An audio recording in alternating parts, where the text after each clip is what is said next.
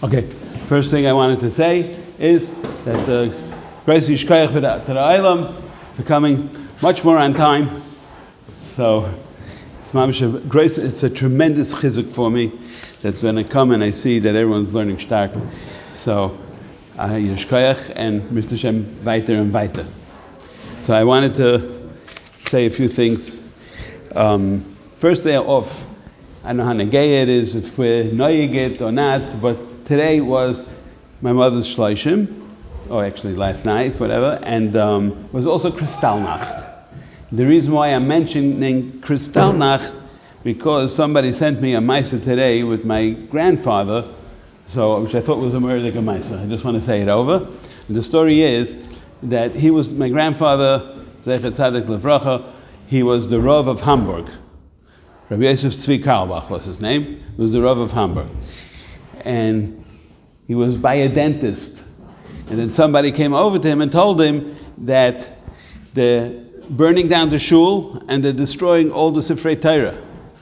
So he jumped out of the chair and he ran to the shul and he had a private entrance for the Rav. It was a huge shul. It was a shul where Rabbi Yonasan Eibeshitz was Rav. It was standing for like 300 years already. And so he had a side entrance, so he went in, and he sees the Nazis taking out the Sifrei Torah and trampling on them and being mevazeh them and tearing them up and starting to light them on fire. So he ran over to them and said, I'm the rabbi of the shul, and this Torah is not just important to us Yidden, but it's also important to you, because it's the Bible, and the Goyim also believe in the Bible. So you shouldn't be mevazeh it, because it's for you also. So they took out their sticks and they beat him to a pulp. So he went home and he cleaned himself up and he put on his big day Shabbos and he went back to the shul, and there he was like busy trying to save whatever he could from the Sifrei Torah. And Maisa he saved a lot of the Sifrei Torah. But then at that point they caught him and they arrested him, and he was in jail overnight. So they asked him afterwards, why did you put on big day Shabbos to run back? So he says, because I thought I was going to be Moiseh Nefesh al Kiddush Hashem. And for Siras Nefesh al Kiddush Hashem, we have to wear big day Shabbos. So I thought it was a murder Maisa. So I just wanted to say that over. And then, so that was that. So and then I want to say Nachazach. Since it was my mother's shloshim, I'm not going to really say a hesped, but I want to say one word from my father, and it fits perfect in the parsha and Tzai B'Negea to my mother. So it says in the beginning of the parsha that what happened by Sari Meinu, she says that she was nifteres, and it says that what does it say? I forgot the exact lashon. I don't see it right now in the Rashi. I saw it a few minutes ago.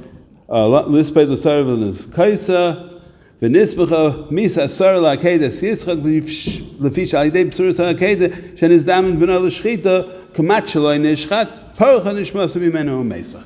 So Rashi uses the lotion of parcha nishmasa. So normally we teach parcha nishmasa means that like it floated away. That's what parcha means.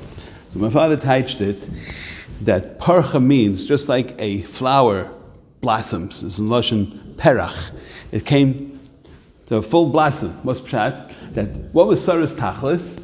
To have Yitzchak, and that she have a Yitzchak that'll be willing to give his life al Kiddush Hashem. So she reached tachlis. So once she reached tachlis, is parcha nishmas neshama, so to speak, blossomed.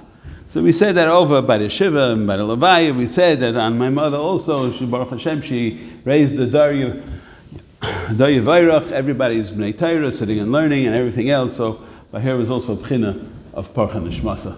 She fulfilled her tachlis, so it's Parcha Nishmasa. So that was the second thing I wanted to say. Then I want to say like a shtickle cute word. It says in the pasuk. It says that Ephraim was handling with Avram. It says, Beinu bein chamahi. It says, Arba meis shekel kesef, Beinu bein chamahi. So I saw a verse, it's just a cute verse, so I figured I have to say it over. It says, what does it mean, Beinu bein chamahi? So if you take the word Avraham, what's the middle letter of Avraham? Reish. You take Ephraim, what's the middle letter of Ephraim? Reish. So you have Reish and Reish is 400. So he says, Beini u Beincha, between me, the middle letter by Avram and the middle letter by Ephraim is Beini u Beincha is for Aramei shekel kesef. So that's a nice word. Not my word, but it's a nice word. Okay, and then I wanted to say over that everybody's learning about Shabbos. We'll say current events a little bit. You see many stories that people in Eretz Yisrael, that they heard that, the mashchisim were coming, right? And they were Makabel Shabbos, they made an eder, Rebbeinu Shloim, they're going to be Makabel Shabbos, and Shabbos was a tremendous Megan in general. So where does that protection of Shabbos, where does it really come from?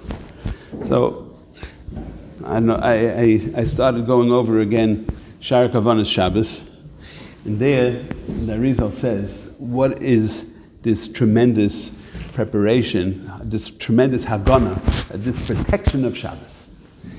So we know that 6 days of the week, the Rebbeinu Shalom is amazing as Kol HaOlam. He gives everybody what they need. Right? And after the 6 days are up, so then everything is transferred over to the Kayach of Shabbos. Right? And then we know there's a Klipas Noiga. In Klipas Noiga is included, this is what I'm quoting you from the Arizal, the Kayachs of all Ayin Umas are included in this Klipas Noiga.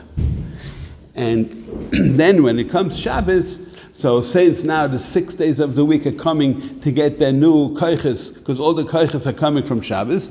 So the Klipas Noiga is also coming to say, I also have to get my parnasa.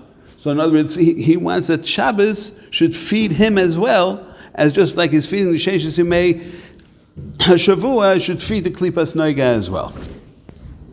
I'm just going to read you a little bit. V'oz gam ha-klipa hi oila k'dei lishol gam kein parnasasa. He also wants it. Right?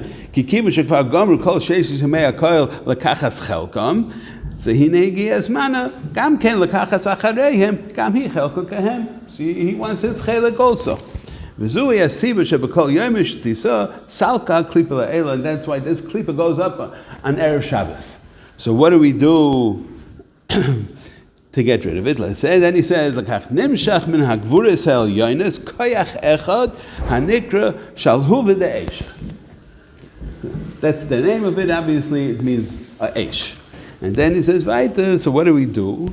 So then it says, there's a minute you have to take a hot shower. Right? There's lirchitz achakach haraglayim b'mayim chamin.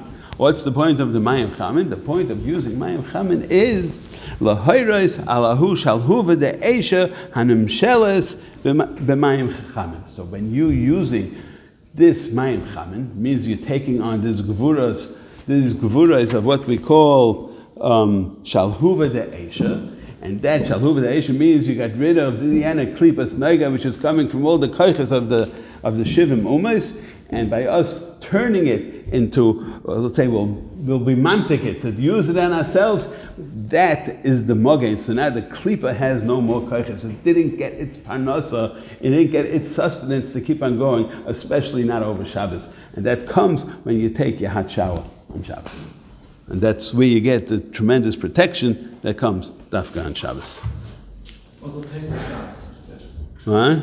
Well, if you taste the Shabbos, then you started earlier. And he missed his, he gets it right before Shabbos. As you said, the Sheshes may might come, and then I Klipas Noiga comes the kilo after Friday.